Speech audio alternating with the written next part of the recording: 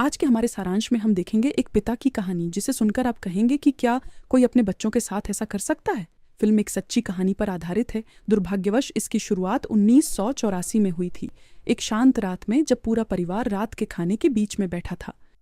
छोटी लड़की सारा उठी और बोली, मैं पार्टी में जा रही हूँ। उसके पिता उस पर गुस्सा हो गए और उससे कहा, तुम कहाँ जा रही हो? कोई बाहर नहीं जाएगा। उसने कहा, मैं पार्टी में जाना चाहती हूँ और मम्मी से इजाज़त ली थी। उन्होंने कहा था जाओ।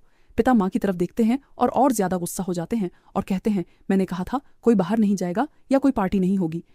अपने कमरे में जाओ और बाहर मत निकलो। सारा अपने पिता की बात से नाराज़ हो जाती है और अपने कमरे में चली जाती है। सच में जब पार्टी का समय आता है तो वह देखती है कि उसका प्रेमी क्रिस अपने मोटरसाइकिल के साथ घर के सामने आ गया है और उसके साथ बाहर जाने का इंतजार कर रहा है। सारा खिड़की से भाग जाती है और उसके साथ पार्टी में चली जाती है।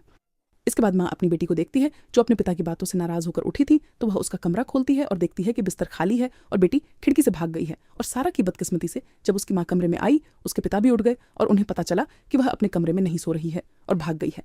बेशक सारा एक रात देखेगी जो 1001 रातों जैसी होगी, लेकिन सारा ने इन सब की परवाह नहीं की और अपने प्रेमी क्रिस के साथ जाना पसंद किया और उसके साथ एक बहुत ही खूबसूरत रात बिताई जिसमें उन्होंने नृत्य किया और उसने उसके लिए अपने लिखे गाने गाए। सारा इस रात से बहुत खुश हुई, लेकिन क्या सारा जल्दी लौटेगी ताकि हालात और न बिगड़े? नहीं, बिल्कुल नहीं। सारा सुबह वापस आई तो उसने देखा कि उसके पिता घर के सामने खड़े उसका इंतजार कर रहे हैं और उनकी बहुत जोरदार बहस हुई। उसने कहा कि जैसे ही मैं 18 साल की हो जाऊंगी मैं घर छोड़ दूंगी, और वह उससे कह रहे थे कि जब तक तुम मेरे घर में हो मेरी बात ही चलेगी और सुनी जाएगी।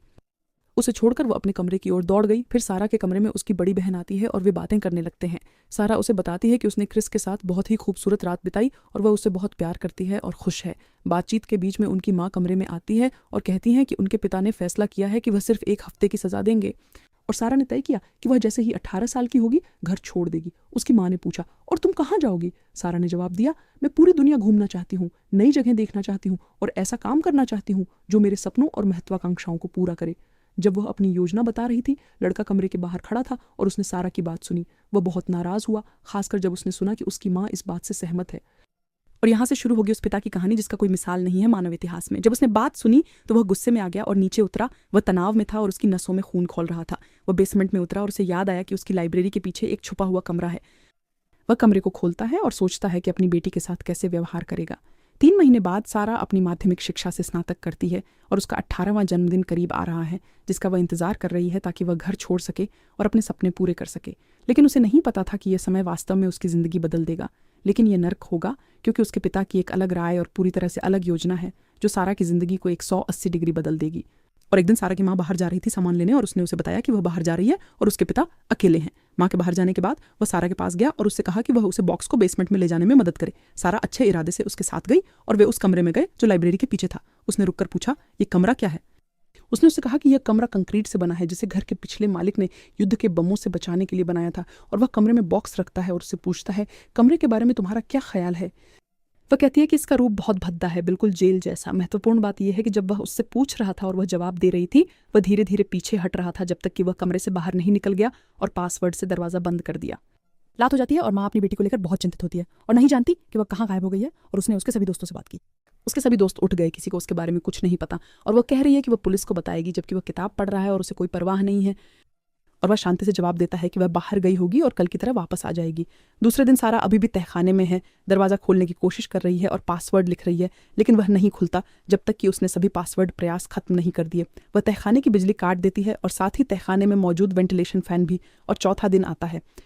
सारा को लगता है कि दरवाज़ा खुल रहा है। उसने डॉन को देखा और भागने के लिए दौड़ पड़ी ताकि बेसमेंट से बाहर निकल सके। उसने खुद को एक और दरवाजे के अंदर बंद पाया जिस पर पासवर्ड था। वह उससे कहता है, जितना चाहो चिल्लाओ, कोई तुम्हें नहीं सुनेगा और न ही तुम्हें महसूस करेगा। ये जगह साउंड प्रूफ है। सारा चौंक जाती है और डॉन उसे उसके बालों से खींचकर कमरे में फेंक देता है और कहता है, कभी भागने की कोशिश मत करना क्योंकि तुम भाग नहीं पाओगी। मैंने सारे दरवाजे गुप्त कोड से बंद कर दिए हैं जिन्हें मैं हर दिन बदलता हूँ। तो सारा उससे कहती है, तुम अपनी बेटी के साथ ऐसा क्यों कर रहे हो? उसने कहा, तुमने ही चुना है, हर क्रिया की प्रतिक्रिया होती है और मैंने चुना कि यही मेरी प्रतिक्रिया होगी और यहाँ तुम सिर्फ मेरे आदेश पर जियोगी। डॉन उसे छोड़कर ऊपर चला जाता है क्योंकि माँ ने पुलिस को बुलाया और अधिकारी से कहा कि सारा के कपड़े और यात्रा का बैग गायब हैं। और अपनी पत्नी की तरफ देखता है और कहता है, अफसर से कहो कि उसकी योजना थी कि वह 18 साल की होते ही घर छोड़कर भाग जाएगी और दुनिया घूमेगी। अफसर को पिता की बात सही लगी और उसने कहा, हो सकता है उसने सच में ऐसा किया हो और निश्चित रूप से वह समय आएगा जब वह तुमसे बात करेगी। अगले दिन सारा का प्रेमी क्रिस उसकी बेटी के पास गया ताकि उससे पूछ सके और उसके लिए फूलों का गुलदस्ता लाया। और डॉन से मिला और उससे कहा कि तुम्हें नहीं पता क्या हुआ। उसने कहा नहीं। फिर पिता ने कहा कि तुम्हें स्टीव की बात नहीं पता या क्या? उसने कहा कौन है वो? उसने कहा वो सारा का पुराना दोस्त है, वो हमेशा कहती थी कि वो एक दिन उसके साथ भाग जाएगी। क्रिस तो हैरान और विश्वास नहीं कर पा रहा कि उसकी प्रेमिका उसके साथ ऐसा कर सकती है।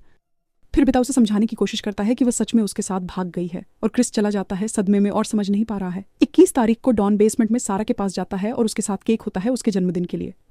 उसकी आंखों में उस पर जीत की खुशी की झलक थी। वह उससे बात कर रहा था और वह जवाब नहीं दे रही थी।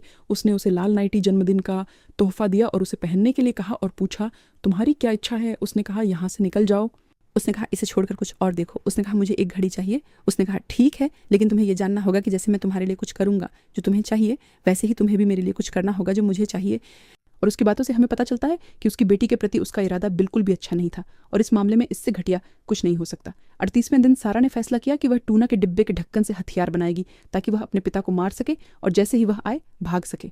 वह सच में उसे मारने की कोशिश करती है, लेकिन उसने हथियार पकड़ लिया और उसे मारा और उस पर हमला किया। और 1 साल के बाद सारा बेसमेंट में रहती है और हम उसे सफाई करते हुए देखते हैं। अचानक सारा बच्चे को जन्म देती है और लड़की का नाम मिरी रखती है। डॉन उसके पास आता है और कहता है मुबारक हो, ये बच्ची तुम्हें जीने के लिए प्रेरित करेगी। दिन बीतते जाते हैं और बच्ची बड़ी हो जाती है। 4 साल गुजर जाते हैं और सारा दूसरे बच्चे के साथ गर्भवती होती है और सारा अपने पिता से कहती है कि वह और उसकी बेटी बेसमेंट से बाहर आना चाहती है। वह उस पर गुस्सा करता है और ऊपर चला जाता है। उसने अपनी पत्नी को देखा जो उससे पैसे चाहती थी ताकि वह एक निजी जासूस ला सके, उसकी बेटी सारा। और पिता हमेशा की तरह मना कर देता है और क्रिसमस पर वह सारा के लिए एक टेलीविजन लाता है ताकि वह मनोरंजन कर सके। और वर्ष 1991 में 7 साल बाद बेसमेंट में सारा की बेटी बहुत बीमार है और उसे इलाज की ज़रूरत है। पिता ने उसे दवा दी तो सारा ने कहा कि यह बड़ों के लिए है और ये काम नहीं करेगा। उसने कहा उसे आधी खुराक दे दो। दिन बीतते हैं और सारा का प्रेमी क्रिस उसकी बहन एमी से मिलता है और उसे पूछता है कि सारा अपने दोस्त के साथ कैसी है। उसने कहा किसकी पूछताछ?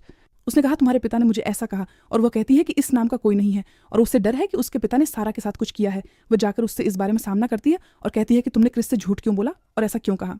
उसने कहा क्या समस्या है अगर मैं एक ऐसे आदमी से झूठ बोलूं जो मेरी बेटी के साथ खेलना चाहता है और उसे धोखा देना चाहता है? वो माँ से झगड़ती है और कहती है मुझे पैसे चाहिए ताकि मैं अपनी बेटी के लिए एक जासूस ला सकूं। वो बहस करता है और हमेशा की तरह मना कर देता है।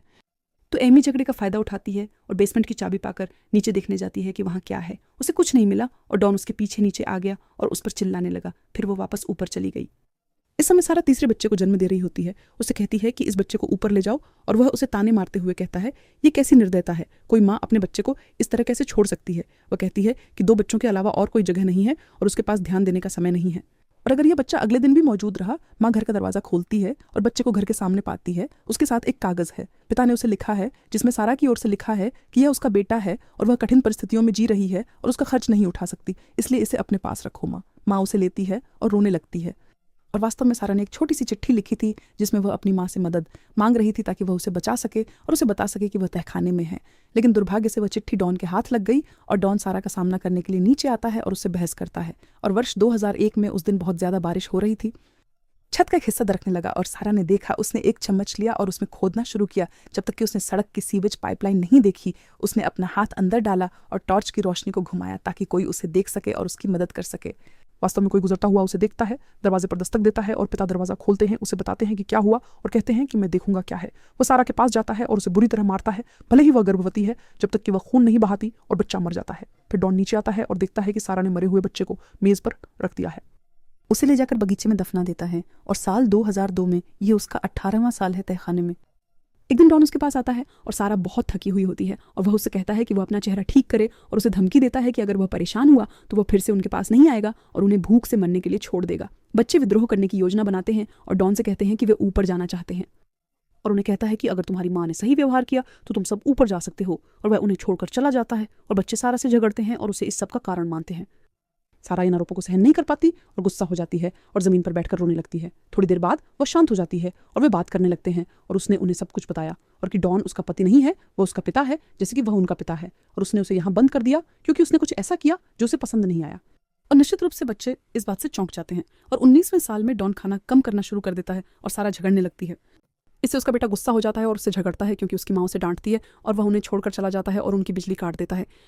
और दिन बीतते हैं और डॉन को उसके काम से निकाल दिया जाता है और उस पर बोझ पड़ जाता है, यहाँ तक कि उसे घर से निकाले जाने की धमकी दी जाती है, यहाँ तक कि वह सारा और उसके बच्चों को मारने के बारे में सोचने लगता है। उसने कार के एग्जॉस्ट पाइप को बेसमेंट के वेंटिलेशन ओपनिंग से जोड़ दिया ताकि उन्हें दम घुटने से मार सके, लेकिन अंत में उसने यह विचार अपने दिमाग से निकाल दिया। और एक दिन मेरे को बहुत ही गंभीर दौरा पड़ता है और उसे अस्पताल ले जाना ज़रूरी हो जाता है। वह उसे अस्पताल ले जाने की मिन्नत करती है जब तक वह मान नहीं जाता, और वे अस्पताल जाते हैं और आखिरी पल में लड़की को बचा लेते हैं। सारा उसे बाथरूम जाने के लिए कहती है, लेकिन वह मना कर देता है, तो वह फॉर्म पर पानी गिरा देती है ताकि वह उसे बदलने जाए। वो डॉक्टर के पास दौड़ती है और उसे सब कुछ बताती है, और अधिकारी उसे सुनता है और डॉन के पीछे दौड़ता है। मेरी होश में आ जाती है और उस गंदे पिता को गिरफ्तार कर लिया जाता है और वे माइकल को बेसमेंट में मरने से पहले बचा लेते हैं। और हम सारा की माँ का सदमा देखते हैं जब वह यह पता लगाती है कि उसकी बेटी इस पूरी अवधि के दौरान अपने पिता की वजह से बेसमेंट में बंद थी।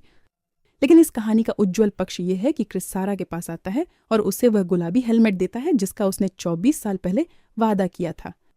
और अंत में साल 2008 में हमें पता चलता है कि यह कहानी वास्तव में हुई थी, और हम मानव इतिहास के सबसे गंदे पिता की कहानी का पता लगाते हैं। और हमारी फिल्म आज खत्म होती है। उम्मीद है कि आपको पसंद आई होगी। अपनी राय मुझे टिप्पणियों में लिखें, और कौन सा दृश्य वास्तव में आप पर सबसे ज्यादा असर डाला मुझे बताएं, और एक नए वीडियो में मेरा इंतजार करें। हम लाइक करना, वीडियो शेयर करना और सब्सक्राइब करना न भूलें, और अगर आप पहली बार हमें देख रहे हैं तो नोटिफिकेशन बेल को ऑन करें।